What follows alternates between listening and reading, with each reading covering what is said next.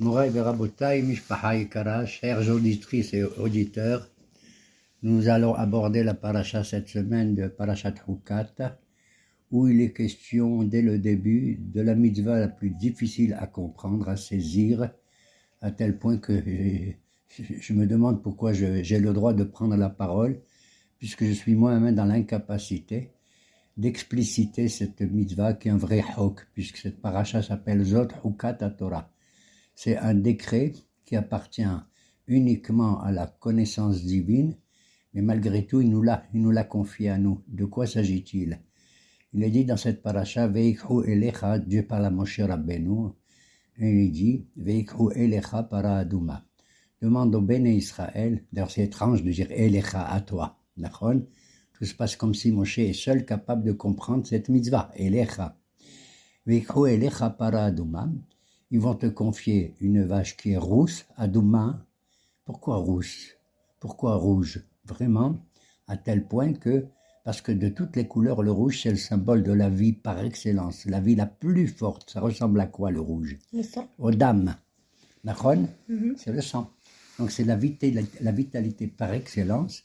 Et la para, la vache, c'est de tous les animaux domestiques les plus proches du milieu humain, bien l'animal qui a en lui la plus grande vitalité aussi. Puisque para, ça vient de l'hébreu, perot, poré. C'est-à-dire c'est une énergie qui donne naissance à beaucoup d'autres choses, qui a la vie terrible, presque grandie en elle-même. Temima, totalement rouge. À tel point que si elle a deux cheveux qui sont noirs ou deux qui sont blancs, elle est psoula, elle n'est pas valable, d'accord? Alors, qui te confie une paradouma totalement rouge, temima, asher en bamoum, elle ne doit pas avoir un défaut, aucun défaut, ni dans son pied, ni dans son œil, ni dans ses oreilles, d'accord?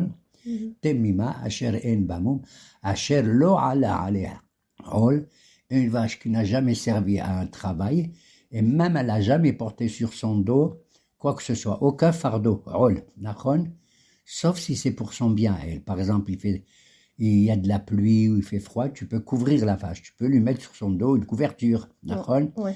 ou si elle risque de glisser quelque part dans la neige, tu peux lui mettre dans ses pattes ce qu'on appelle des sandalim, des babouches, des chaussures. Mais sinon, tu dois confier une vache en elle-même, telle qu'elle est, et tu vas la remettre à qui? À Elazar, c'est le fils de Aaron, parce qu'il est Cohen, et cette procédure, cette mitzvah va être confiée essentiellement au Kohanim, contrairement à tous les korbanot, c'est pas un korban la vache rousse, c'est une cérémonie, donc une procédure étonnante. Elle doit se faire à l'extérieur du Beit HaMikdash. À l'époque où le Beit HaMikdash existait, le Har HaBayit, il faisait ça sur le Har HaZetim, Har HaMishha, on appelle ça la montagne de l'onction, de l'huile, Har HaZetim, qui se trouvait à l'orient, du côté oriental du Beit HaMikdash. Et le Kohen, en l'occurrence ici Elazar, devait prendre cette vache sur le Har HaZetim, et il devait la sacrifier, donc l'abattre telle qu'elle est, avec tout ce qu'elle a en elle-même, y compris, que Dieu préserve, enfin, même les excréments qu'elle a fait au même moment. Et tu vas la sacrifier, et tu vas prendre aussi dans ta main, c'est-à-dire les branches de l'arbre le plus grand qui est en Israël, c'est le cèdre, Erez. Et l'arbre le plus petit en Israël, c'est Ezov, l'hysope, on appelle en français. Zaatar. Elle donne le fruit, le zaatar, ou shnitolaat, tu vas les attacher avec un coton rouge qui vient du sang d'une tolaat. Regarde, donc on a ici, dans tout ce système-là, la vitalité la plus grande qu'il y a, aussi bien au niveau animal, c'est la vache rousse, qu'au niveau végétal, le Eitzerez, le cèdre, et l'hysope, et même jusqu'à au tolaat, la plus petite, le verre le plus petit qui soit, que tu vas jeter à l'intérieur de la vache, Et ensuite, un autre personnage, il va brûler totalement cette vache, parce qu'on va mettre du bois, on va faire une medoura, nachon, et on va réduire cette vache totalement en cendres, be'efer, on appelle ça efer, efer ha'apara. Et après, on va confier à des enfants qui sont terrorim, ils n'ont jamais été contactés par l'impureté, ils montent sur des taureaux comme ça, et ils vont dans le fleuve qui est à Jérusalem qui s'appelle le Shiloah, nachon. Ils vont puiser de l'eau avec des kélim qui sont des kélim de pierre, parce que la pierre n'accepte pas la touma, nachon, contrairement aux kélim en fer ou qui sont faits d'autres métaux. Et ils vont mettre ça, ils prennent ça de l'eau dans le maïm, de l'eau vivante que d'un fleuve qui bouge, tu vois, c'est pas de l'eau d'un migvé ou de l'eau d'un puits qui ne bouge pas, de l'eau vivante, de l'eau vive. C'est Kfar Shiloh qu'on connaît aujourd'hui. Oui, oui, tout à fait, le Shiloah, oui. Et ils vont mettre ça dans un kéli, dans un récipient aussi en pierre. Après, on va mélanger les cendres de cette vache rousse un peu avec de l'eau, nachon. Et avec ce mélange, on va tout simplement le propulser quelques gouttes. Un Kohen, donc, va prendre ce kéli et il va jeter sur le personnage qui est tamé, tamémet, c'est-à-dire quelqu'un qui est devenu impur à cause qu'il a touché un mort, ou quelqu'un qui est rentré dans une maison sous une tente où il y a un mort, nachon, parce que s'il y a un met dans une tente, non seulement celui qui rentre il devient tamé, on appelle ça tamémet, mais également les kélim qui est là-bas, ils sont tméim. Et il faut propulser sur ce personnage et sur les kélim quelques gouttes qu'on appelle haza'a, propulser ça sur le personnage qui est tamé. Tamémet, pas une touma quelconque, mais tamémet. Et on doit faire cette procédure à 2 reprises, le 3e jour après la touma et le 7e, le 3e et le 7e et le 7e jour. D'accord ? Et donc, c'est une étrange procédure. Comment est-ce qu'à la fois, dès que tu rends pur l'autre personnage qui est en face de toi, après avoir propulsé cette onction, nachon, celui qui fait ça, il est tahor, il devient tamé, et celui qui est tamé, il devient tahor. Alors, il y a une contradiction, nachon, absolument. Comment une chose on peut obtenir avec une seule chose le blanc et le noir en même temps, pour ainsi dire. Le positif et le négatif. Quoi, moi je suis tahor, je te rends toi tamé tahor et moi je deviens tamé. Qu'est-ce que ça veut dire? C'est bizarre. C'est pour ça qu'on appelle cette mitzvah un hok total. À tel point que le roi le plus sage au monde, comment il s'appelle? Shlomo HaMelech, il a dit Amarti ihkama vehi rechoka mimeni. J'ai dit, je veux connaître la sagesse. On a 613 commandements, mitzvot, Il y a des mishpatim, c'est-à-dire des lois rationnelles qu'on peut comprendre, honore ton père et ta mère, et mange comme il faut, etc. Il y a des lois morales qu'on comprend, d'accord? Il y a des eidout qui sont des témoignages. Je mets les téphilines ou le talit et tout, je témoigne que j'ai un comportement qui me rapproche d'Hachem, pour ainsi dire, et il m'a dit de faire, c'est un témoignage.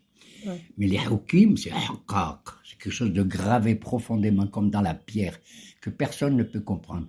Et même Shlomo HaMelech l'a dit, plus j'ai voulu comprendre cette mitzvah, et plus ça s'éloigne de moi. Pourquoi? Qu'est-ce qui s'éloigne de moi? Si par exemple je suis capable de marcher 100 mètres, eh ben, j'arrive au bout des 100 mètres. Si je suis capable de marcher 1000 mètres, j'arrive au bout des 1000 mètres. Ça veut dire Vehirechoka. S'il te dit à chaque fois que j'avance, ça s'éloigne, ça veut dire que je suis dans un monde qui est le monde du Ensof pratiquement, dans le monde de l'infini. Il n'y a pas de limitation du tout. Et il n'y a pas de limitation à cette mitzvah-là, effectivement, qui a été réalisée par Elazar HaKohen. Maintenant, les Fiani Odati, je ne peux pas prétendre connaître un peu plus que Shlomo HaMelech. D'ailleurs, on dit qu'il n'y a que Moshe qui connaissait le sens de cette mitzvah. Et là, il n'a pas transmis aux autres. Il n'a pas transmis. Et est-ce qu'on peut comprendre que dans ce monde où l'on vit, une chose peut faire le contraire? Nachon? Moi, je dis oui. Parce que, contrairement à Olam Haba, Olam HaNetzach, où tout est clair, pour ainsi dire, tout est uni, et que tu n'as même pas besoin de faire pression sur ton esprit pour comprendre, pour ainsi dire. Par contre, ce monde, Olam, ça met du mot ner et l'âme, caché. Il y a comme des masechot. C'est un monde vraiment où existent des choses tout à fait presque irrationnelles. On ne comprend pas une chose et son contraire. Très humblement, je veux dire, oui, ben, c'est facile à dire, quoi.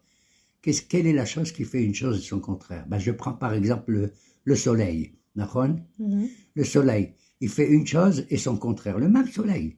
Qu'est-ce qu'il fait? Le soleil, il fait fondre la cire, d'accord? Et il fait durcir l'œuf. D'accord? Il fait fondre, il fait passer du solide au liquide et du liquide au solide. D'accord? Le soleil aussi fait deux choses contraires, il fait 1000 choses contraires.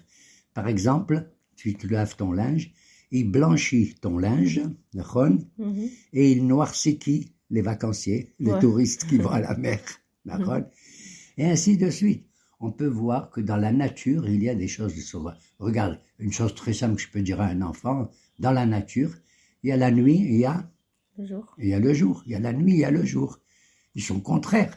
À l'origine de la création du monde, dans le Sefer Bereshit, il y a écrit que le Hosher et le Or, ils étaient mélangés.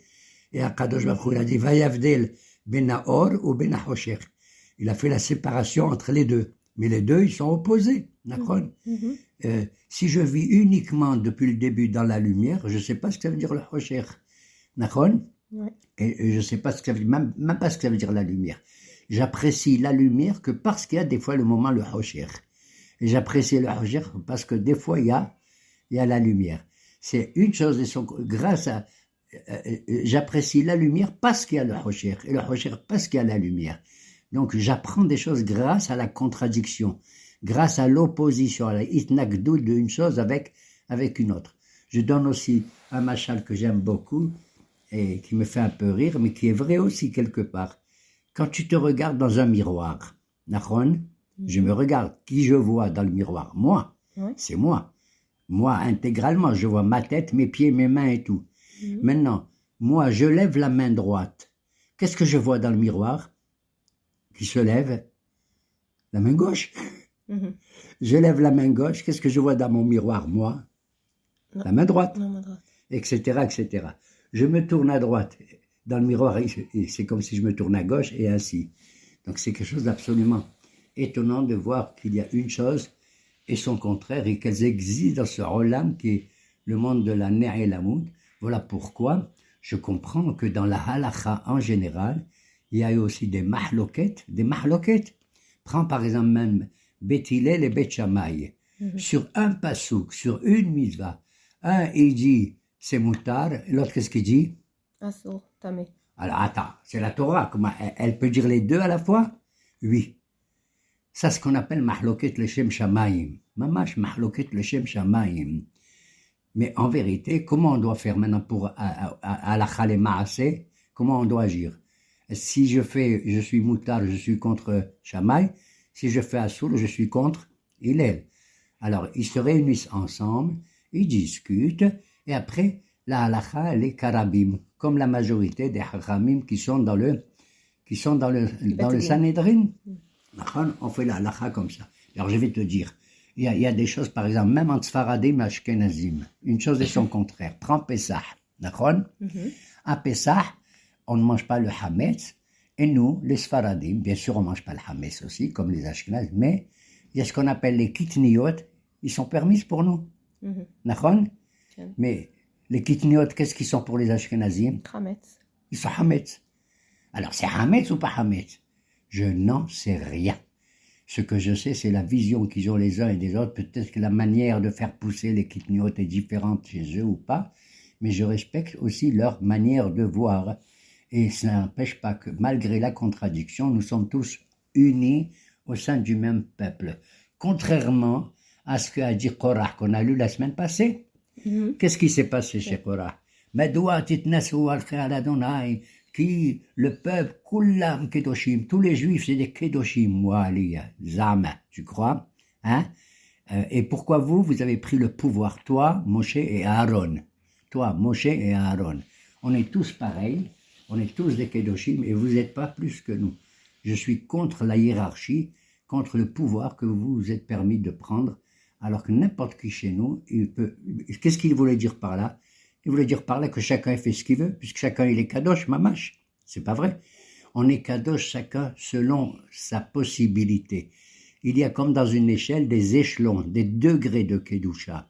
Il y en a un qui est kadosh à 50%, un autre qui est kadosh à 70%, il y en a un kadosh à 20%. Mais tous ensemble, en tant que kahal, en tant que Am Israël, mamlechet kohanim ve goy kadosh. C'est la neshama collective qui est kedusha, ça oui. Mais l'ensemble des juifs, chacun il a sa possibilité et il peut véritablement un jour monter d'un degré à un autre. Voilà pourquoi, très modestement je peux dire, si moi maintenant je prends l'eau lustrale ça veut dire mehatat, c'est l'eau mélangée avec les cendres de la vache, d'accord, et que je le propulse tout ça, je rends tahor celui qui est en face de moi, il était tamé, il est monté de degré. Mais moi, étant donné que j'ai fait ça, je vais croire que moi je suis plus kadosh que lui, plus tahor que lui, puisque j'ai fait cette chose-là. Non, c'est pas l'homme qui rend tahor l'autre, c'est la mitzvah qu'il a fait. C'est la mitzvah qu'il a fait de faire une haza'a qui rend l'autre, comment on appelle, ça veut dire que c'est la mitzvah du Kohen ou c'est la mitzvah du... C'est la mitzvah de la haza'a que le Kohen il fait quand il propulse la mehatat, on appelle ça aussi menida. C'est intéressant qu'on appelle ça aussi menida. Pourquoi? Parce que le machal du mélange des cendres, c'est quoi les cendres de l'animal le plus vivant au monde? C'est la mort. Tu prends des cendres, tu veux faire pousser dans des cendres des fruits, tu peux pas, impossible. Les cendres sont arrivées à l'extrémité de la mort, pour ainsi dire. Il n'y a pas de vie du tout. Le afar, oui. La terre, oui. Nachon, tu peux faire pousser dans la terre des fruits, des fleurs, etc. Mais pas dans le efer. Comme il a dit Abraham, Anochi afar va efer. Donc, qu'est-ce qui se passe? Une chose absolument prodigieuse.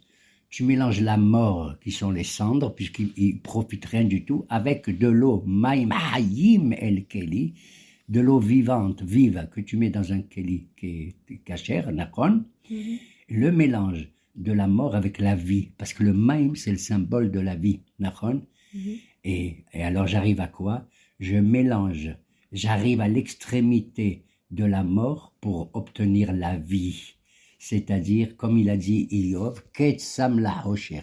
Il y a une fin, une limite à l'obscurité. Il y a une fin, une limite à la mort. Toi, tu crois que la mort, c'est la cendre, c'est fini. Pas du tout. Tu mets de l'eau vive, et ça s'appelle quoi? Tahiyat HaMetim. C'est là que cette mitzvah-là, elle m'enseigne. Alors que la Torah, jamais elle a dit de manière claire que Tahiyat HaMetim, ça existe. Il n'y a aucun passouk qui le dit. Aucun. Mais c'est à travers cette mitzvah que je peux comprendre qu'il y a une fin à l'obscurité, à la mort, pour retrouver la vie. Voilà pourquoi on appelle ça aussi Menida, l'eau de la Nida. C'est quoi Nida? C'est une femme. Or, entre l'homme et la femme, dans ce couple, celle qui donne vraiment la vie future encore en elle, c'est la femme, puisque c'est elle qui porte elle porte le bébé. Mais tant qu'elle porte le bébé pendant 9 mois, aïe, oi, bon, elle travaille pour fabriquer la vie en elle-même, d'ailleurs, que les femmes, m'excusent, je le dis. Tu sais comment on appelle le ventre de la femme qui est enceinte? Oui, il y a un autre mot affreux, kever. Apprenez ça, mesdames. Mais c'est pas négatif, au contraire. Dès qu'au bout de 9 mois, le bébé, il sort, il est la vie, il sort, d'où il vient, je sais pas moi, et tout son trio, voilà la Tahiyat HaMetim qui arrive, étant donné que la femme, elle a donné la vie à travers le bébé qui sort, elle devient, pour ainsi dire, Tmea. Voilà pourquoi une femme qui est Nida, elle doit faire aussi sa Tahara.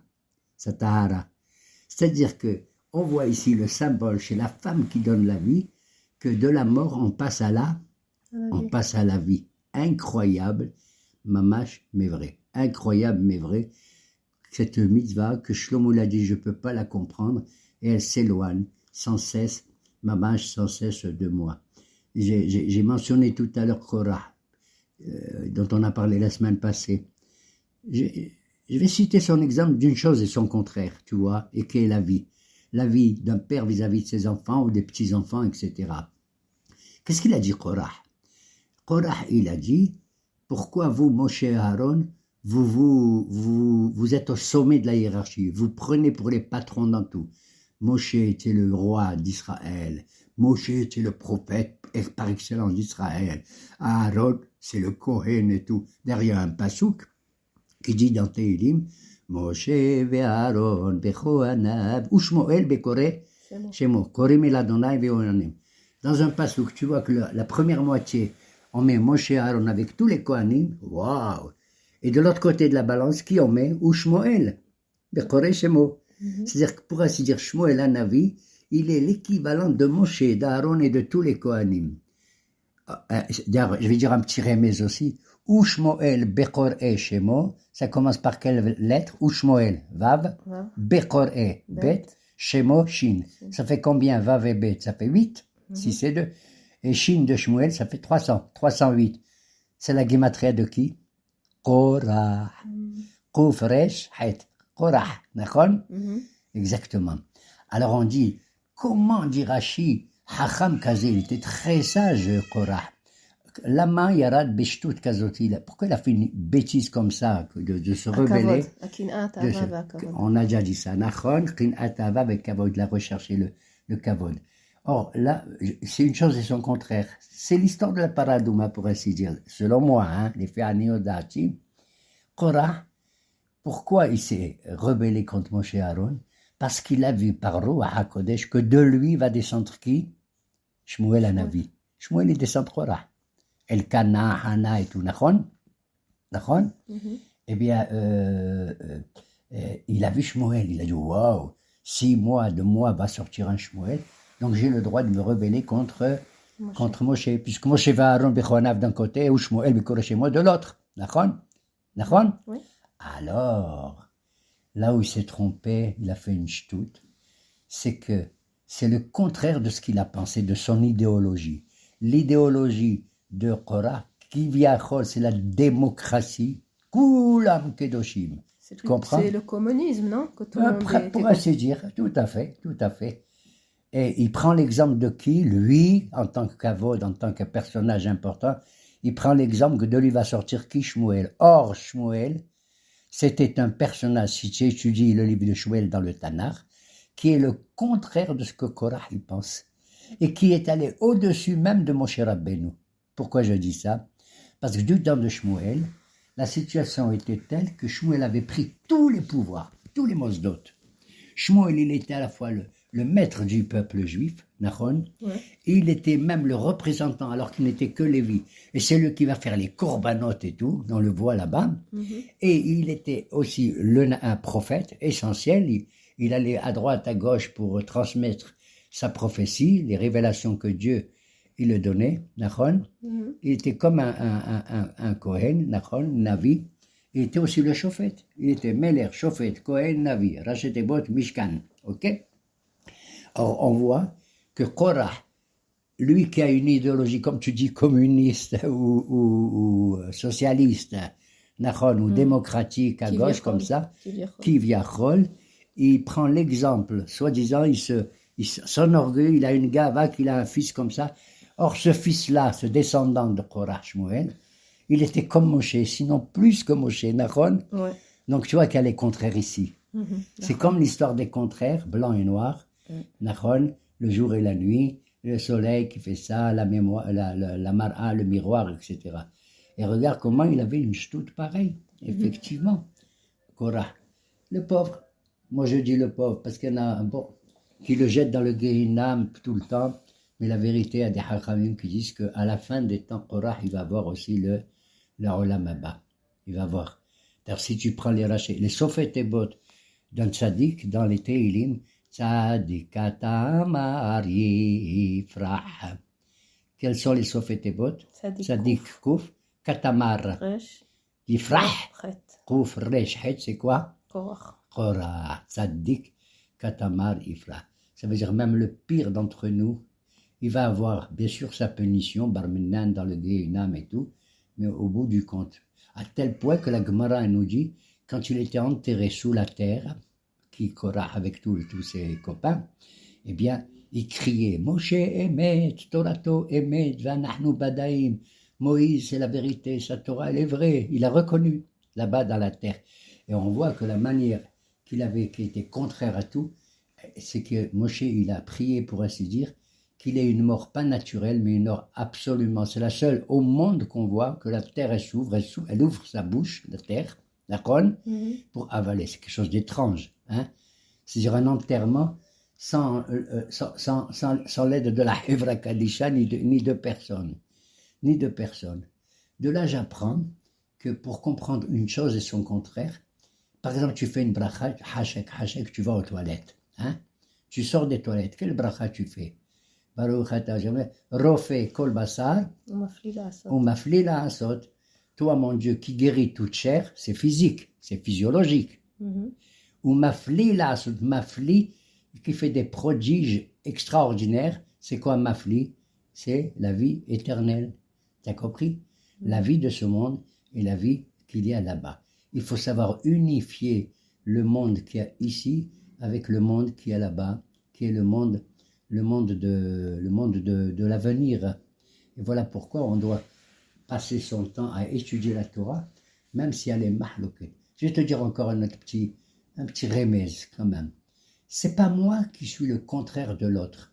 Moi, j'admets que l'autre, il est juif, il fait partie de la Neshama Klali d'Israël, Nachon, et que moi aussi. Mais j'admets qu'il ait une autre pensée, une autre idée dans la vie, une autre idéologie. L'essentiel, c'est que, comme moi, comme lui, on est sous l'éventail de la Torah elle-même. La Torah, elle dit une chose, elle peut dire aussi le contraire de la chose, mais selon le Rov à Machria, on fait la halakha comme le Rov, on fait la halakha comme Mamash, comme le Rov. Et donc on voit, je vais te donner encore un autre petit remède. Pas seulement moi je suis le contraire de l'autre et pourtant je l'aime, il y a écrit V'afta l'ira'acha kamocha, qui je dois aimer. Si c'est un type qui est comme moi, je l'aime, c'est pas terrible, franchement, hein. Mais si j'aime un autre qui n'est pas comme moi, c'est ça la vraie mitzvah. Il est reya, il est je veux dire presque ra, reya et ra, comme moi. Mais c'est pas la contradiction entre moi et un autre, et je vais conclure par ça. C'est la contradiction de moi avec moi-même. Même moi, je ne sais pas. Je me contredis. Quelle est la preuve? La preuve, elle est que Rambam, il a dit que Akadosh Baruch Hu, il a donné à l'homme la Behira Hofshit, le libre arbitre. Je suis dans un carrefour. Et je ne sais pas si je vais prendre à droite ou à gauche. Quelles sont mes motivations? Je n'en sais rien. Moi, je suis devant ça, je vais prendre à droite. Un autre comme moi, qu'est-ce qu'il va faire? Il va prendre à gauche. Il va prendre à gauche. Ça veut dire que moi-même, une fois je vais prendre à droite, le lendemain, si je fais le même parcours, je vais prendre à gauche. Donc je fais une chose et son contraire. C'est ce que j'appelle que moi je suis la moitié de moi-même. Une moitié de moi est contre une moitié de moi. Et ça je le trouve dans le mot mahatzit. C'est quoi mahatzit? C'est la moitié. Si tu prends maintenant ce mot de mahatzit, la première et dernière lettre c'est memetav. C'est quoi? Met. La deuxième et la quatrième lettre c'est quoi? Chai. Het et yud, chai. Entre le met et le hay, au milieu, qu'est-ce que c'est comme lettre? Tzadik. Tu as vu que le tzadik, il est entre le met et le hay. Voilà pourquoi. Il faut bien sûr demander conseil au hachamim, gdolim, qu'est-ce que je dois faire, qu'est-ce que je ne dois pas faire et tout. Mais on dit d'eux que tzadikim bemitatan, nikraim, hayim, d'accord? Que les tzadikim, même de leur vivant, ils s'appellent vivants. Bah, il était vivant avant que je me raconte. Il dit, plus encore quand ils sont morts, ils sont vivants, pour ainsi dire. Ça veut dire qu'ils ont atteint le degré, ilou neshama, quand tu fais une bracha, les ilou nishmat plouné ou plouné, hein, pour l'élévation de l'âme d'un tel et d'un tel. Donc on est dans un monde où nous-mêmes, on ne sait pas quelle décision on doit prendre, et c'est pour ça qu'Akadosh Baruch Hu nous a donné, comment on appelle ça, ce libre arbitre. Que Akadosh Baruch Hu, il a mis ce libre arbitre, tu sais où? Avant moi. Avant Adam Arishon lui-même, d'où je sais. Il a créé le monde au début, comme je l'ai dit, Vayi Or, il y avait la lumière. Mais il a séparé la lumière avec le Hoshech, Vayi Ere, Vayi Boker. Hein? Mais à l'origine, tout était mélangé. Tout était, le contradictoire était ensemble. La mort était avec la vie, pour ainsi dire, le noir avec le blanc. Hein? Il les a séparés. Le deuxième jour, c'est Yom Sheni, il n'a pas dit Kitov ce jour-là. Qu'est-ce qu'il a fait? Il a séparé l'eau vive d'en haut, maïm aïlionim et maïm atahtonim. À tel point que les eaux d'en bas, comme les mers, elles sont salées parce qu'elles pleurent. Les larmes, elles sont salées. D'accord? D'accord? Donc on voit que lui-même, Akadosh Baruch Hu, il a fait la contradiction de la même chose, l'eau entre eau, l'eau d'en haut et l'eau d'en bas. D'accord? Et il dit à la terre, maintenant tu vas ensemencer, tu vas donner des plantes et des fruits. Qu'est-ce qu'il lui a dit? Il dit, toi les arbres, vous êtes des arbres fruits qui donnent des fruits. Qu'est-ce qu'elle a fait la terre? Elle a donné des arbres qui donnent des fruits, mais les arbres ne sont pas des fruits eux-mêmes. Quelle est la différence entre fruits et arbres? La différence, elle est que l'arbre, c'est la emtsaï, c'est le moyen, et le fruit, c'est la matara, c'est le but. Et c'est ce qu'on veut. On veut pas seulement obtenir le but, le fruit, qui dit à Kadosh Baruch Hu, mais on veut que même le moyen que je fais, les efforts que je fais, c'est des choses merveilleuses. Pas seulement que je travaille pour gagner tel salaire et tout, mais que ce travail aussi, il me profite. Je suis content de le faire. Je suis en train de créer le monde. Kifshuha, nachol, peru urbu vekifshu et ha'aretz. Et on voit même que le bon Dieu, il a fait la séparation. De quoi? Il y avait deux luminaires qui étaient pareils, aussi grands l'un que l'autre. C'était quoi? Dans Maaseh Bereshit. Shemesh. Et à Shemesh, à Meorot Agdolot. Les deux luminaires grands, ils étaient grands. C'est-à-dire qu'il n'y avait aucune différence entre ce qu'on appelle maintenant le soleil et la lune. Et quand la lune a dit c'est pas possible qu'il y ait deux rois qui gouvernent le monde en même temps. Ah, tu as raison, va, tu vas diminuer. Tu as raison. Et puisque toi, tu as raison, c'est toi qui dois te diminuer. D'accord? Donc on voit qu'Akadosh Baruch Hu lui-même, selon sa volonté,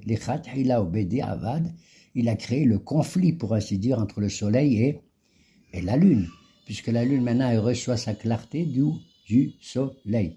Et pourtant, on va quand même l'utiliser. Quand est-ce qu'on va utiliser la lune? Plus que le soleil, c'est quand? À Rosh Chodesh. C'est une fête merveilleuse. Quand on commence le début de Rosh Chodesh, on est actuellement Rosh Chodesh du mois de Tammuz. Tammuz, ça veut dire Zrizim, Maqdimim, Verosim, Tchouva. C'est Tammuz, d'accord? Zrizim, Maqdimim, Verosim, Tchouva. D'ailleurs, c'est un jeu de mots en français aussi, c'est pourquoi on l'appelle Tammuz. Malgré que c'est un mois un peu difficile, parce que le 17 Tammuz, il va y avoir l'affaire du veau d'or et tout, hein, il y a eu. Alors, c'est un mois, si ça Tammuz, continue à tammouzer, pour ainsi dire. Ça tammouze pas? Oui? J'en sais rien. Ça tammouze.